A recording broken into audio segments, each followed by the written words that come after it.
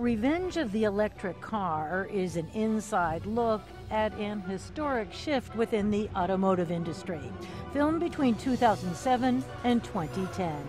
Director Chris Paine profiles 4 leaders who take their companies in new directions during a time of economic recession and government bailout of the auto industry. So we thought, well, let's try to get a hall pass and see how these guys are doing it.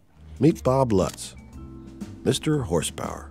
General Motors Vice Chairman Bob Lutz pushes his ailing firm to build an electric car, a program the company had killed in the 1990s. Now GM is back with the Chevy Volt. We were discussing how Toyota was running away with the technological image and the environmental image and so forth, and I said, well, why don't we at least do an electric prototype? The Volt comes to market in December 2010. A month later in Detroit, it is Car of the Year at the North American International Auto Show. How are you doing? Hey, Elon, how are you doing? Good, how are you? Oddly, there's a chance encounter there between Lutz and dot-com billionaire and startup automotive entrepreneur Elon Musk. Musk gambles his fortune on the Tesla Roadster, the first modern electric sports car. At its launch in 2008, he sees a bright future. Tesla is going to put thousands of these cars on the road. Until we see every car on the road being electric, we will not stop. So, this is really just the beginning of the beginning. Despite such hopes, the road ahead for Tesla is bumpy and nearly ends in bankruptcy. This is a big strategic move. Another risk taker is Renault-Nissan CEO Carlos Ghosn. He banks the company's success on the Nissan Leaf, an all-electric mass-market vehicle with a 160-kilometer range. We think it's going to be a huge return for the company, huge return. We're going to have to be patient. We're going to have to manage it. It's going to change the face of the company. It's going to change the face of the brand, and it's going to change probably even the image of our industry. So what is at stake is huge.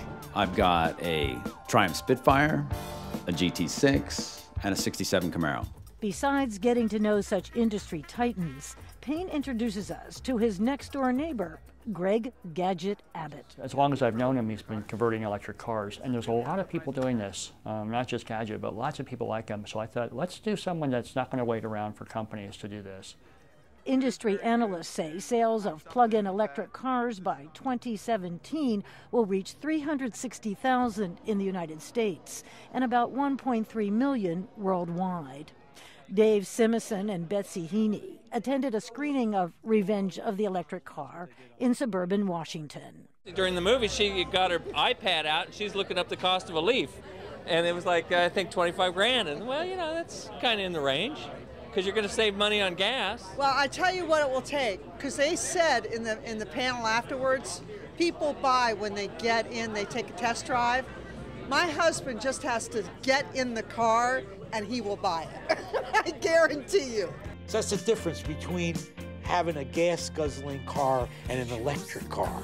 Filmmaker Chris Paine's Revenge of the Electric Car suggests that early buyers will help write the next chapter in automotive history, a post-gasoline era that could be good news for business, consumers, and the environment. Roseanne Skirbel, VOA News, Washington. When you know too much.